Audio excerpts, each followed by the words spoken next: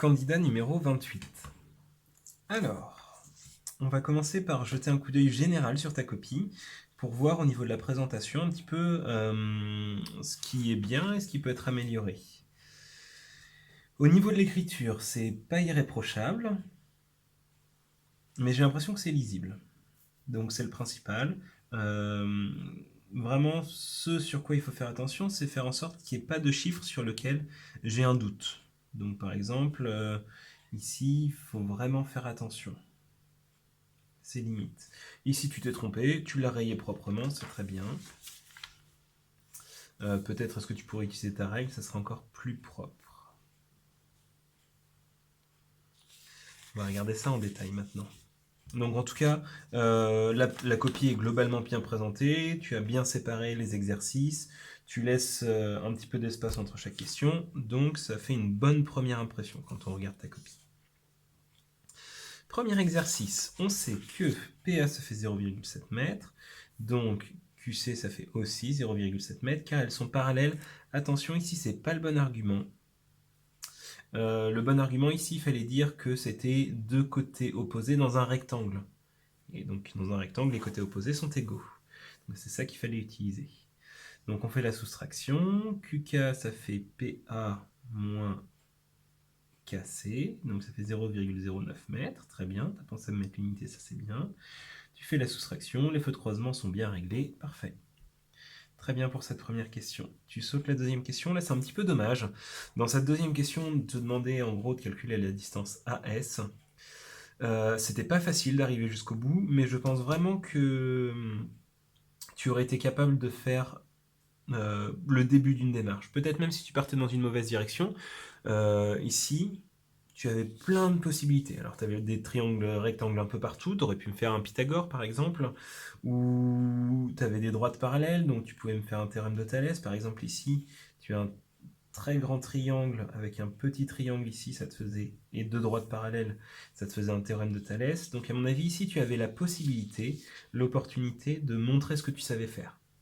Et j'espère que tu t'es présenté au brevet blanc en maîtrisant tes théorèmes de géométrie. Mais dans tous les cas, c'est quelque chose qu'il faut revoir et il ne faut pas oublier, si tu sais faire quelque chose, de le montrer. D'accord ? Donc là, c'était une question sur 8 points, c'est vraiment dommage d'avoir 0. Même si tu m'avais fait le début d'un théorème de Pythagore et que je voyais que c'était bien rédigé, bah, ça comptait dans la démarche, ça te rapportait des points. La montée de la mer atteint le quart du marnage pendant la deuxième heure. Pourquoi la deuxième heure ? Parce que 1 douzième plus 2 douzièmes, ça fait 1 quart. Oui, c'est donc la deuxième heure. Ok, très bien. Impeccable. Et tu ne me fais pas la deuxième question. Exercice 3, on peut utiliser des carreaux de 10 cm de côté, parce que quand on divise, ça fonctionne bien. Ok, très bien.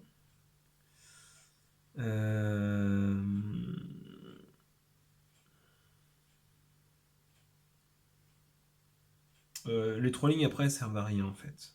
C'est-à-dire qu'après, tu me calcules le nombre de carreaux, donc 864, même si tu ne me fais pas de phrase pour l'expliquer. Ça, c'est un petit peu dommage dans la rédaction.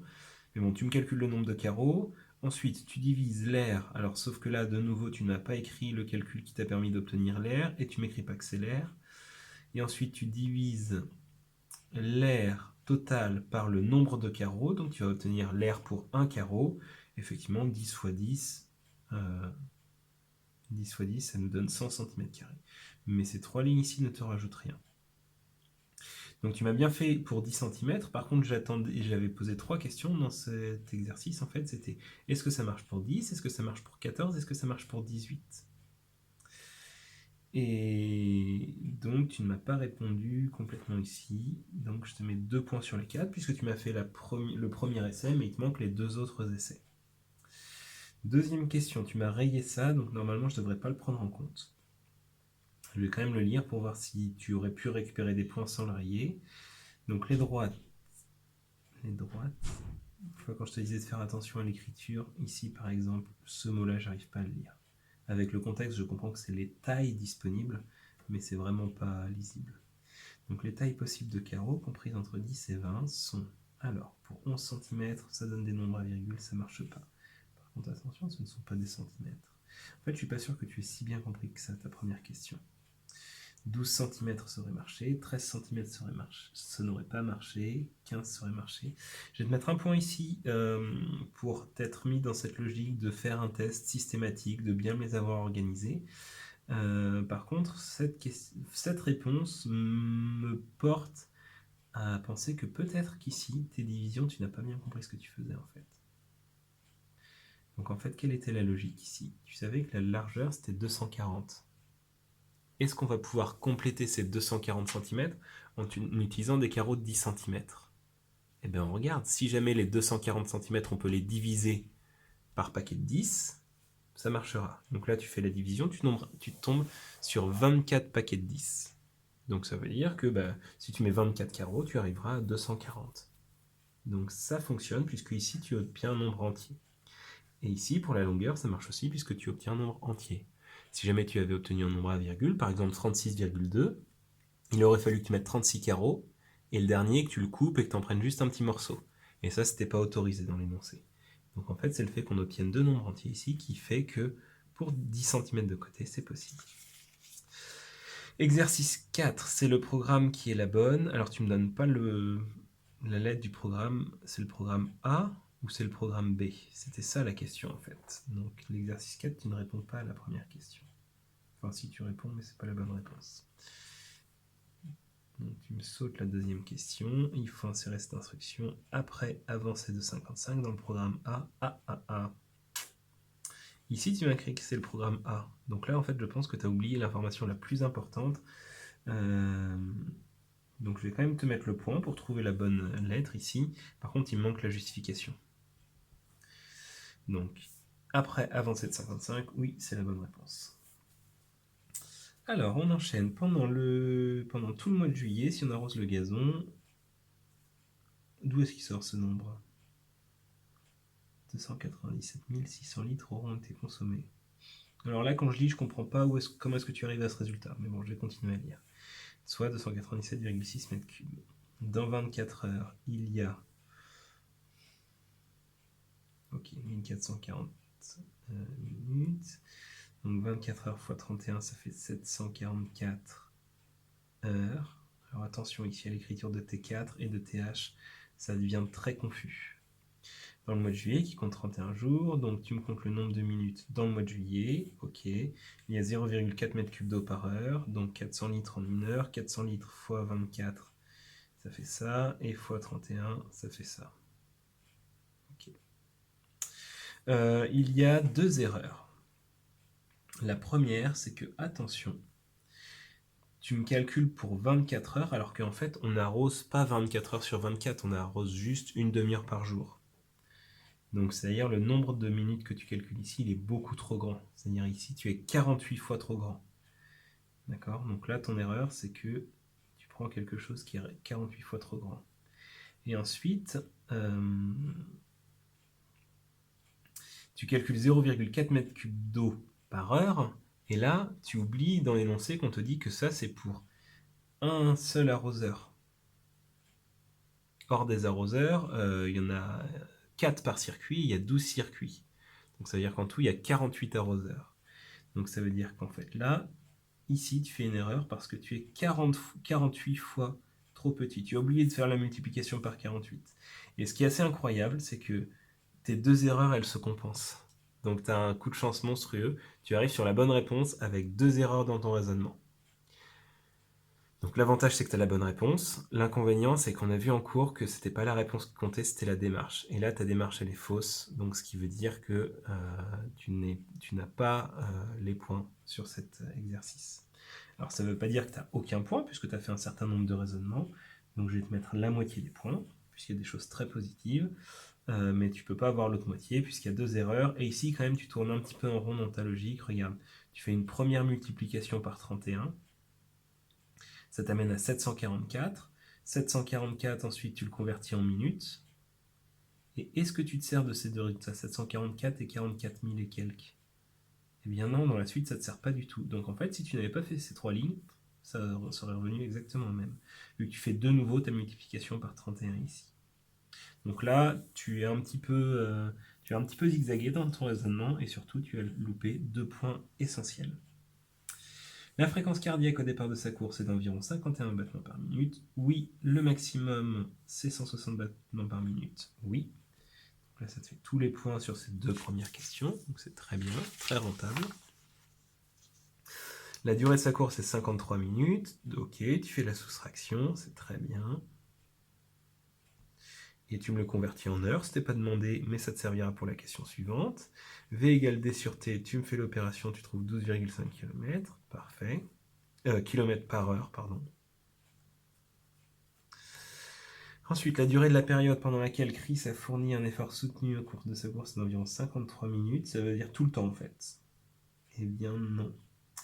Non, non, non, puisque là, tu me fais un raisonnement. Tu essayes de me calculer le temps à partir de la distance et de la vitesse. Sauf qu'en fait, le temps, tu le connais déjà, le temps de course, puisque tu l'as calculé ici. Donc en fait, ici, c'est un raisonnement un petit peu plus compliqué qu'il fallait faire.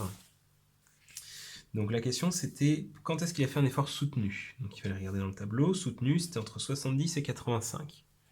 D'accord? Donc il fallait calculer 70% de 190, ça te faisait 133 battements.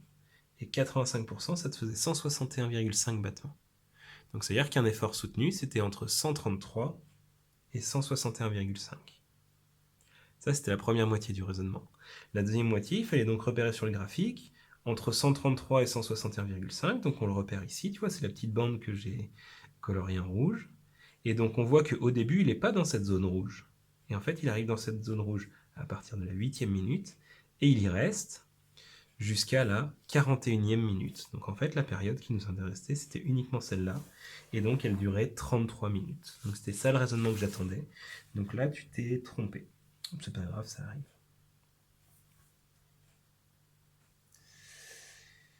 Alors, ici, moins 2, puisque c'est 1, moins 3, très bien. Moins 2 fois moins 2, ça fait 4. Très bien. Moins 5 fois moins 5, ça fait 25. Ok, super. Très bien au niveau des calculs.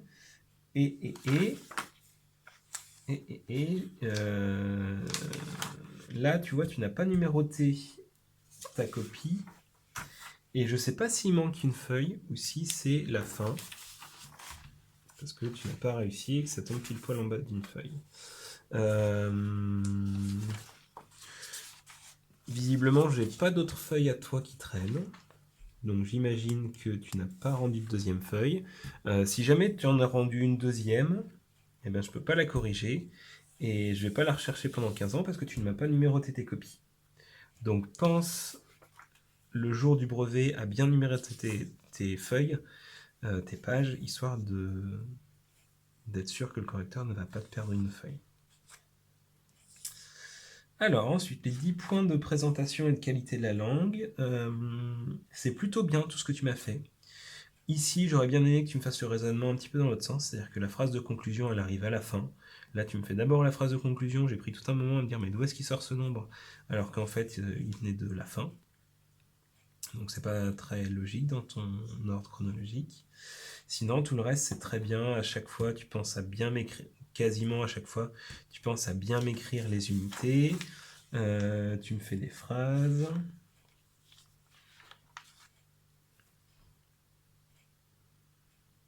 Les calculs en ligne sont bien écrits. Donc, je vais te mettre une note de 8 sur 10. Je ne vais pas te mettre de plus, parce qu'en fait, comme il me manque beaucoup d'éléments, par exemple, je ne peux pas du tout évaluer si c'est bien écrire correctement Thalès ou Pythagore. Et donc, il me manque des éléments pour pouvoir t'évaluer intégralement. Oula, et ici, tu commences à oublier des unités. Donc 8 sur 10 pour la présentation, la rédaction et le français. Donc si on fait le total, ça nous fait 10, 11, 12, 14, 19, 19, 26, 35, 38, 42, 50.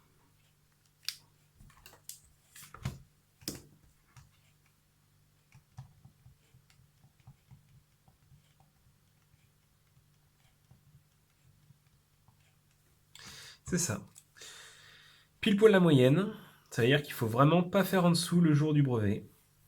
Et à mon avis, il faut même faire carrément au-dessus. Toi, clairement, ta marge de progression, elle se situe au niveau de toutes les questions que tu as sautées. Donc je ne sais pas comment est-ce que tu as géré ton temps. En 2 heures, il faut que tu sois capable de traiter quasiment toutes les questions. Et notamment quand tu vois des questions comme la question 2 qui paraissent... enfin en tout cas, sur des choses de géométrie où tu vois que tu as une figure et tu vois que tu peux faire des choses, fais-les. D'accord? Là, tu as perdu 8 points sur cette question. C'est dommage. Donc je te souhaite bon courage pour tes révisions. Je pense que tu peux vraiment améliorer ta note. Tu peux dépasser les 60 sans problème, d'après ce que tu m'as montré sur ce que tu as fait, à condition de bien travailler. N'hésite pas à t'entraîner sur des exercices de brevet. Pour ça, on va en faire en cours, bien sûr. Et tu peux sinon aller voir sur Internet. Tu tapes brevet maths 2017 et tu trouveras plein d'exercices de l'année dernière avec leurs corrigés. Donc je te souhaite bon courage pour ces révisions et bonne chance pour le jour J.